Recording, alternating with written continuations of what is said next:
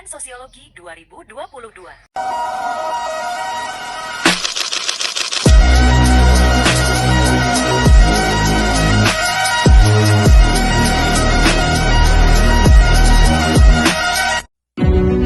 Apa sih pencemaran lingkungan itu? Bagaimana bisa terjadi bullying? Dan apa penyebab terjadinya pelecehan seksual? Mari kita simak berikut penjelasan dari kami. Pencemaran lingkungan adalah penambahan zat atau kondisi yang merusak serta mengganggu keseimbangan alam di suatu wilayah yang menyebabkan dampak negatif terhadap lingkungan, makhluk hidup, bahkan manusia, seperti populasi udara, air, tanah, serta suara, bahkan cahaya yang berlebihan. Pencemaran lingkungan ini dapat berasal dari berbagai sumber seperti aktivitas industri, transportasi, pertanian, dan perilaku manusia secara umum. Upaya konservasi dan pengelolaan lingkungan sangat penting untuk mengurangi dampak negatif pencemaran lingkungan ini. Berikut penjelasan dari pandangan hukum terhadap pencemaran lingkungan. Selamat siang, kami dari Universitas Maritim Raja Ali dari Prodi Sosiologi izin mewawancari Bapak.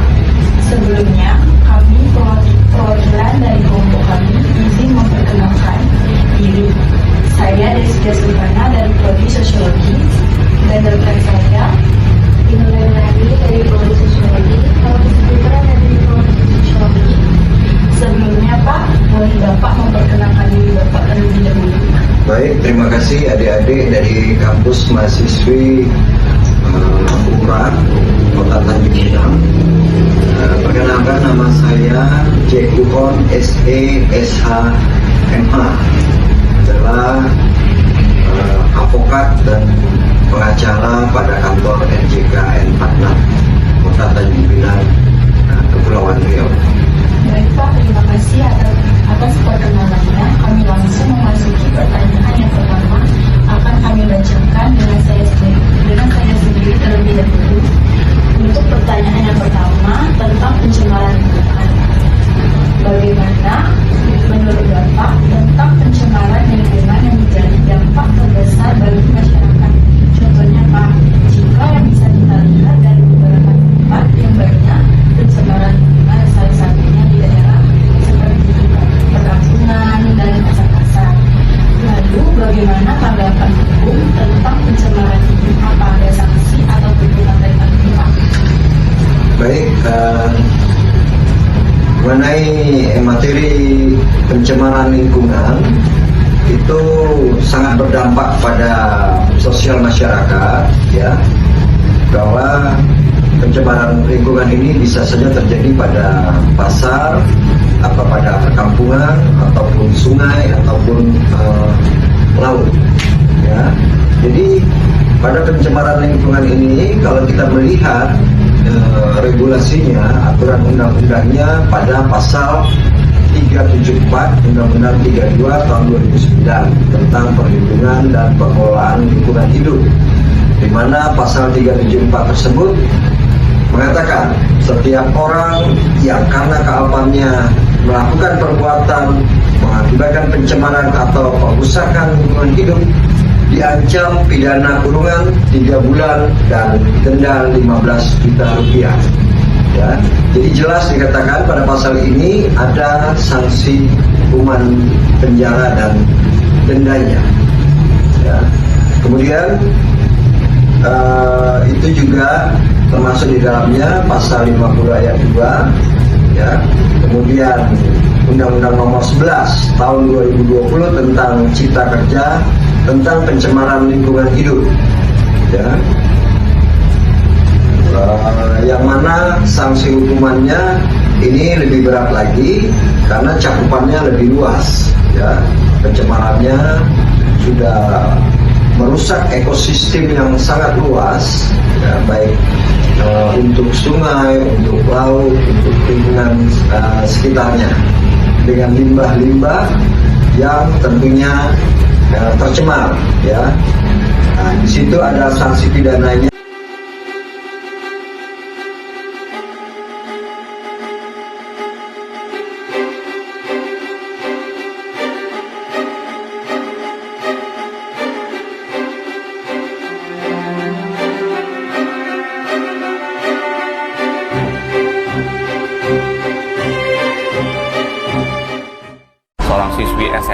Negeri 9 Serua Ciputat, Tangerang Selatan melaporkan aksi bullying oleh kakak kelasnya.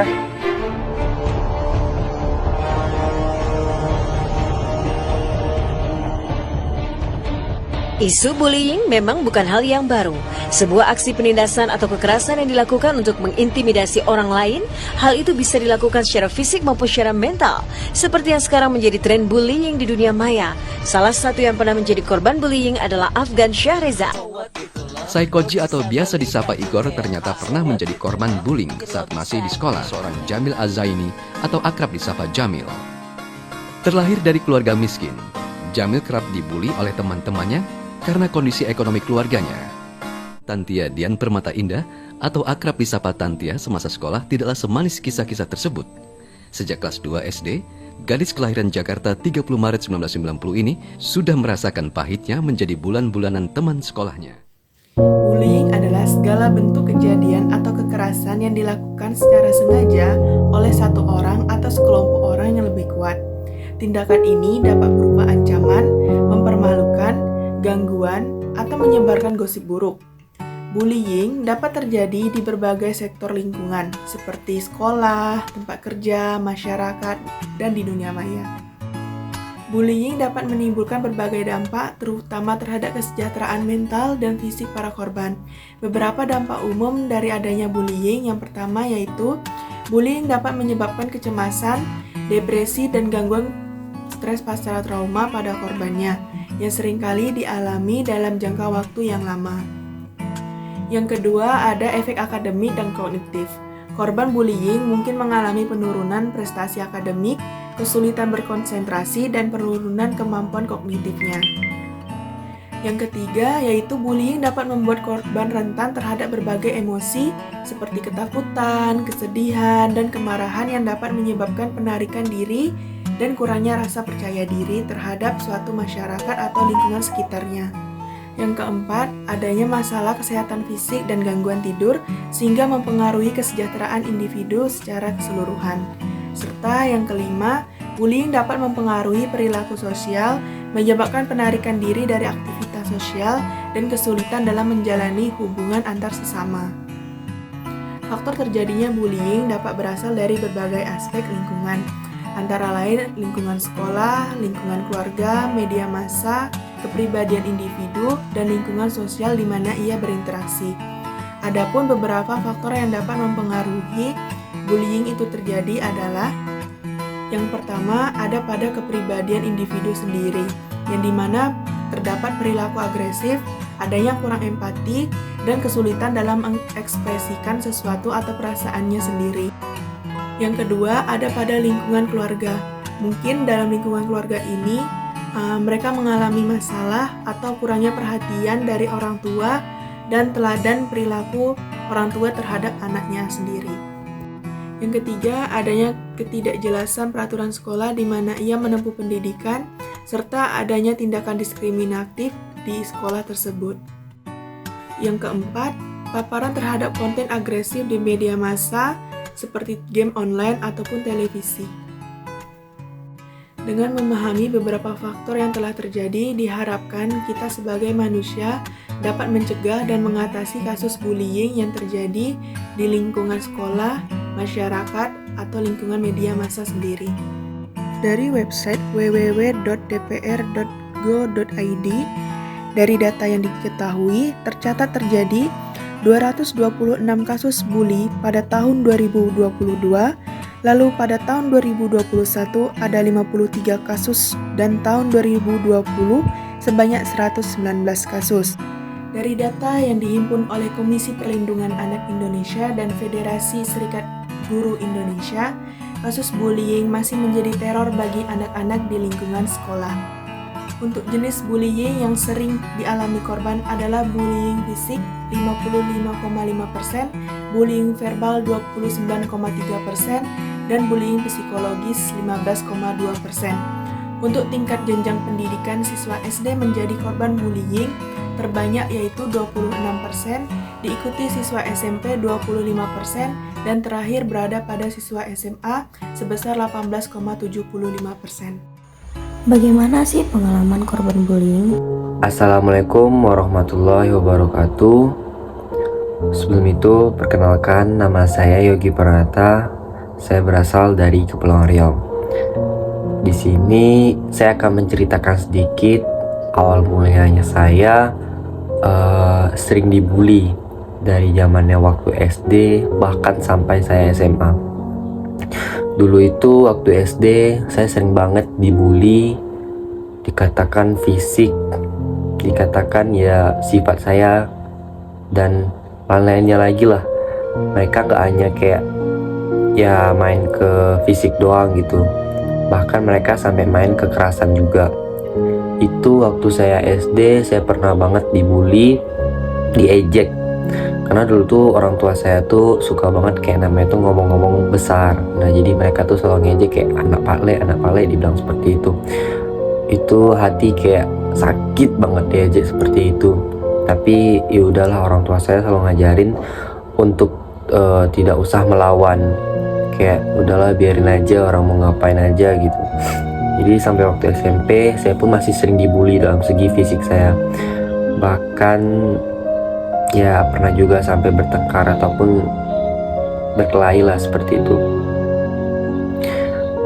Dan pada saat itu saya sangat benci banget orang-orang yang ngebully saya, yang ngatain saya gini-gini lah, kayak bencong lah apa segala macam. Itu sakit banget sih hati sebenarnya, bukan gak sakit banget, tapi ya itulah pesan kata orang tuaku, yaudahlah mau gimana lagi. Bahkan waktu SMP itu aku pernah dikatain juga hitam banget, sangat hitam, muka jelek katanya. Nah dulu aku tuh banyak banget jerawatnya kan. Itu aku udah nggak tahu mau berkata apa lagi, kayak ya udahlah pasrah aja gitu, orang mau ngomong apa aja. Selain itu aku masih ingat banget orang-orang yang ngebully aku dari zaman aku SD, SMP, SMA. Dan ya kalau mau katakan kayak dendam, ya memang masih ada sih dendam, tapi ya sudahlah mau gimana lagi gitu kan. Intinya sekarang kayak udah mulai berubah lah pelan-pelan, dikit-dikit seperti itu. Terus kalau untuk mengenai bully ini, sebenarnya ini suatu masalah yang sangat besar juga sih menurutku, karena ini bisa ngerusak mental seorang anak. Aku ketika dibully ngerasa banget sih mentalku terganggu. Gak hanya mental, bahkan bisa lari ke fisikku juga. Kenapa aku bisa bilang seperti itu? Karena ketika mereka sudah memainkan fisik kita ataupun mengejek kita, itu rasanya kayak sakit banget. Apalagi kalau kita pendam sendiri, udah gak tahu kadang mau ngomong apa. Nah larinya kayak ke mental, down, bahkan bisa kayak insecure tiba-tiba. Tapi dibalik itu semuanya, untung ada orang tuaku yang selalu mensupportku, mendorongku untuk terus ya kuat lah. Mungkin seperti itu sih untuk mengenai tentang bully. Ya begitulah kisah tentang. Dan dulu saya tuh waktu SMP tuh agak kurang banget berinteraksi, kayak ya udahlah masa bodoh mau ngapain aja gitu. Tapi pas saya SMA, saya kayak berusaha keluar dari zona yang mana orang-orang sering mengatainku, membuliku, tapi aku membalas mereka dengan prestasi-prestasi yang kupunya. Ya semenjak saat itulah aku mulai berani melawan omongan-omongan orang yang membuliku. Ya aku berusaha kayak omongan orang tuh menjadi suatu kayak semangatku, bukan malah menjatuhkanku. Mungkin seperti itu sih cara aku ngelawan orang-orang yang membuli. Tapi kadang ada juga sih masanya kayak kepikir kayak bener sih apa omongan orang itu. Nah itu masih sempat kepikir. Bohong pula kalau kita nggak kepikir kan. Nah sejak waktu SMA lah, mungkin kalau kelas 11 itu aku udah mulai agak kurang dibully. Ya bisa dikatakan ya hampir udah nggak ada lah, karena aku sempat kayak ngelawan. Tapi sebenarnya aku sempat juga sih ngelawan fisik, tapi nggak terlalu agak gimana-gimana gitu. Dan waktu SMA itu pun aku udah mulai aktif juga. Aku mulai ikut organisasi-organisasi, aku ikut silat juga, ikut pasus. Nah itu salah satu untuk melatih fisikku juga dan mentalku juga. Dari itulah aku terus ngelawan orang-orang yang ngebully aku dengan cara yaitu aku aktif dalam hal apapun gitu. Nah aku balas mereka dengan prestasi-prestasiku. Seperti itu sih cara aku untuk ngelawan dari orang-orang yang memang ngebuliku dari aku kecil sampai aku besar. Bahkan sekarang pun kalau aku jumpa orang-orang yang membuli aku dari kecil, mereka kayak ya udah biasa aja gitu, kayak nggak ada mau bully-bully lagi gitu. Mungkin udah dewasa juga pemikirnya ya, tapi walaupun ada juga beberapa yang kayak masih sempat ngebully juga, tapi ya udahlah, aku kayak nganggap itu candaan aja ataupun apa segala macam, nggak masalah. Pengertian dari bullying itu tadi adalah intimidasi atau pemaksaan terhadap seseorang atau segerombolan orang terhadap seseorang atau segerombolan orang untuk mendominasi.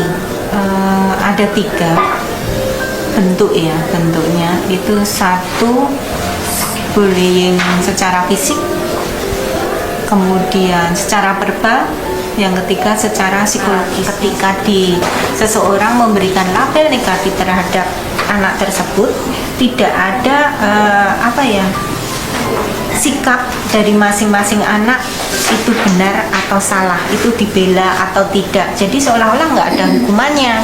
Jadi itu wajar menurut mereka. Akhirnya anak yang jadi korban bullying ini tadi selalu keras bisa saja, oh kamu pendek, oh kamu hitam dan lain sebagainya. Dampaknya otomatis sangat luar biasa ya. Ada dampak psikologis juga, ada dampak fisik juga. Dampak secara fisik, Anda selama ini juga tahu bekas-bekasnya luar biasa. Kita tahu lebam-lebam dan lain sebagainya. Itu bisa terobati dengan cepat. Tetapi dampak psikologisnya ini berdampak panjang. Kalau psikologis ini bisa menimbulkan trauma. Anak-anak yang dibully itu biasanya mulai ada perubahan perilaku, mulai tidak nyaman ke sekolah, kemudian sering bolos, reaksinya berlebihan ketika mau memasuki sekolah pagi hari, alasan banyak, mungkin simptom psikis jadi berpengaruh ke somatis, jadi mungkin mual, berbagai alasan sakit, pusing dan lainnya. Itu kemudian yang selanjutnya mulai ketika bersosialisasi temennya mulai bermain, dia menyendiri. Yang berkepanjangan lebih jauh kan ini memunculkan yang distorsi sekali adalah keinginan untuk bunuh diri. Yang dampak memang secara lebih luas itu pada korbannya itu sendiri, mau mengekspresikan marah, takut sama orang yang membuli dia. Akhirnya di rumah kan sering uring-uringan, emosional, marah-marah dan lain sebagainya, termasuk menyendiri dan ingin yang distorsi itu bunuh diri. Kalau cenderung tipikal orang yang mudah dibully itu adalah memiliki karakter yang sensitif, kemudian kurang percaya diri, kemudian tidak memiliki keterbukaan. Jadi memang orangnya cenderung introvert. Pasien yang menderita bully ini kan traumanya panjang ya. Itu biasanya kita memang melakukan tindakan-tindakan psikoterapi, namanya usada jiwa. Kalau pencegahannya semua baik di institusi sekolahan maupun di rumah, budayakan untuk bersikap terbuka, kemudian menyampaikan pendapat dengan alasan yang logis, dibudayakan itu. Kemudian yang kedua, adanya support dukungan sosial, itu penting. Kemudian yang ketiga, ajarkan mana yang baik dan buruk untuk membentuk karakter mental yang bagus. Oh, tentang bullying ya, mungkin kalau tentang bullying menurut saya kurang setuju sih. Karena apa? Saya pernah merasakannya mungkin. Pernah merasakannya. Pas di SD itu saya ada pernah kena bully kemarin. Ya maka dari itu jangan pernah ngebully orang lah menurut saya. Itu aja sih. Makasih. Jadi saya sangat prihatin sekali terhadap kasus bullying. Kalau aku sih nggak mau dibully lah, enak aja dibully, mau nggak mau kan? Lu mau nggak? Nggak mau, nggak enak.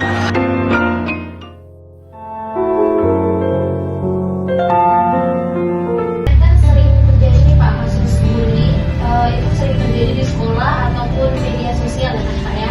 Terus bagaimana Pak pandangan hukum melihat permasalahan kasus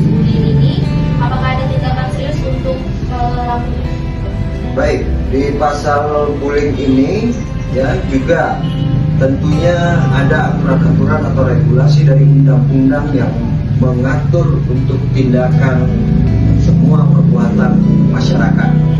Ya. Jadi bullying ini juga pelakunya tentunya pasti menunjukkan kepada seseorang, apakah itu terhadap anak atau kepada teman kampus atau teman kerja atau saudara atau sosial masyarakat lainnya. Jadi mengacu pada undang-undang bullying ini sendiri adalah Undang-Undang Nomor 11 Tahun 2008 tentang ITE. Ya, informasi transaksi elektronik pada pasal 27 ayat 3, yang mana bunyinya adalah setiap orang dengan sengaja dan tanpa hak mendistribusikan atau membuat dapat diaksesnya informasi elektronik yang memiliki muatan penghinaan ataupun pencemaran nama baik, diancam dengan pidana 4 tahun dan denda maksimal adalah 750 juta. Nah, jadi itu terkait undang-undang ITE-nya. Tapi pada tindak pidana bullying ini juga ada KUHP-nya, KUHP yang mengatur secara langsung. Ya, yang mana tentunya perbuatan ini ditujukan kepada seseorang, tapi tidak melalui media sosial. Yang mana itu ada di pasal 351 KUHP, ya, yang sanksi pidana penjaranya adalah 2 tahun 8 bulan. Demikian penjelasannya tentang tindak pidana bullying. Kemudian, ya, saya merasa ketakutan dan saya langsung menundukkan kepala saya dengan pasrah. Namun orang itu dengan tenaga memaksa saya langsung mendongakkan kepala saya dan ia berkata, "Nikmati saja, jangan melawan. Lihat saya. Sini saya cium." 45 mahasiswa di 2 kampus. 15 siswi sekolah dasar di Cilacap, Jawa Tengah menjadi korban pencabulan. Korban mengaku ketakutan dan trauma. Memperkosa anak kandungnya yang kekerasan seksual, pelecehan seksual, Banyak sekali berita-berita yang muncul tentang pelecehan seksual, mulai scrolling di IG, lihat feed di Facebook, ataupun di platform medsos lainnya. Bisa nggak sih 1 hari aja nggak ada berita tentang itu? Nah, apa sih dimaksud dengan pelecehan seksual itu sebenarnya? Pelecehan seksual itu bisa yang perkataan atau kayak komentar-komentar orang yang berkaitan dengan seksual. Pelaku melakukan secara tidak sengaja, tapi sebenarnya si korban itu nggak mau gitu. Pelecehan seksual itu kekerasan yang dilakukan oleh seorang kepada wanita yang biasa dilakukan di antara hubungan pacaran, dan itu yang melebihinya. Kayak misalnya laki-laki ngeluarin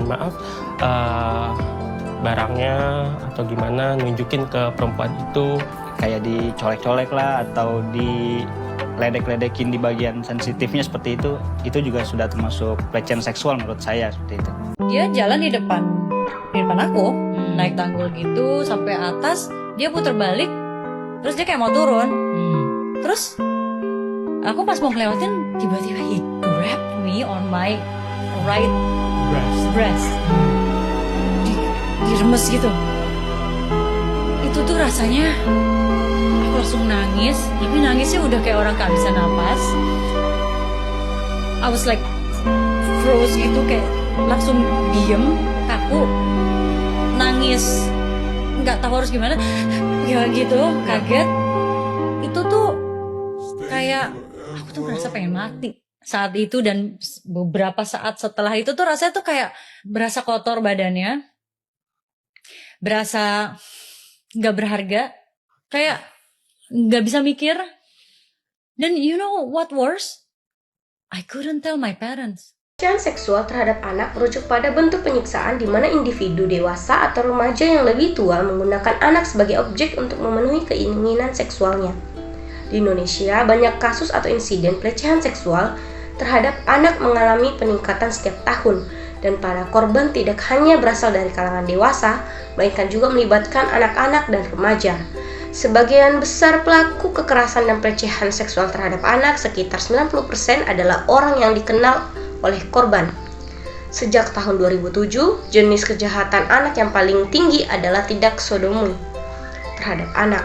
Data dari Komisi Perlindungan Anak Indonesia atau KPAI mencatat bahwa hanya pada tahun 2011 terdapat 2.275 kasus kekerasan terhadap anak, di mana 887 kasus diantaranya merupakan pelecehan seksual terhadap anak. Inilah pentingnya kita untuk melakukan pendidikan seksual pada anak sejak dini untuk mencegah terjadinya pelecehan seksual. Orang tua memiliki peran kunci dalam memberikan pemahaman kepada anak mengenai aspek biologis organ reproduksi, penting menghargai tubuhnya sendiri, serta menghormati tubuh orang lain. Jika pelecehan seksual penting bagi anak, orang tua untuk memastikan apabila seorang anak mengalami pelecehan seksual, sebagai orang dewasa kita perlu memberi dukungan dan memberi perhatian yang sesuai, seperti mendengarkan anak dengan sepenuh hati dan tanpa menyalahkan. Hindari memaksa anak untuk bercerita tentang kejadian detail yang membuatnya tidak nyaman.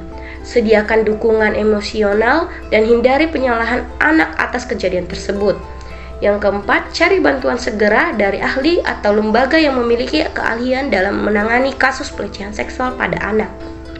Jangan mengambil tindakan sendiri terhadap pelaku pelecehan seksual. Biarkan hukum menyelesaikan kasus tersebut.